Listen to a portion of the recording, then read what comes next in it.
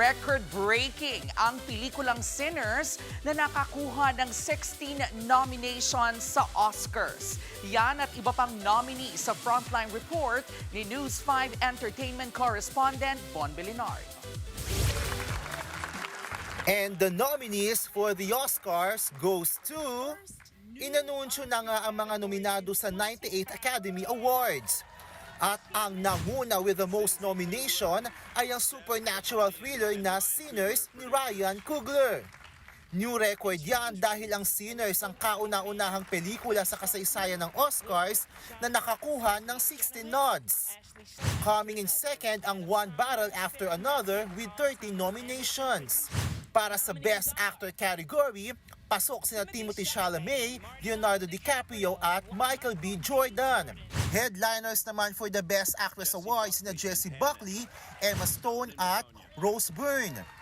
Para sa Best Picture, 10 ang pumasok sa botohan. Bagong category naman in 25 years ang Best Casting. Nominated din ang K-pop Demon Hunters sa Best Animated Feature. Ang original song namang Golden got nods for the Best Original Song category. Buzzing in Hollywoodlandia naman na wala sa listahan ng mga nominado ang Wicked for Good ni na Ariana Grande at Cynthia Erivo.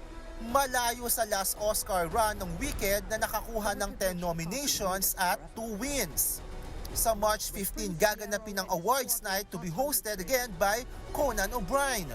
Ang voting timeline naman ay mula February 26 hanggang March 5. Nagbabalita mula sa Frontline, Von Belinario, News 5. Mga kapatid, Jervy Wrightson po. Eto na nga. Para sa latest showbiz news at iba pang K-alaman, mag-follow at mag-subscribe na sa social media pages ng News 5.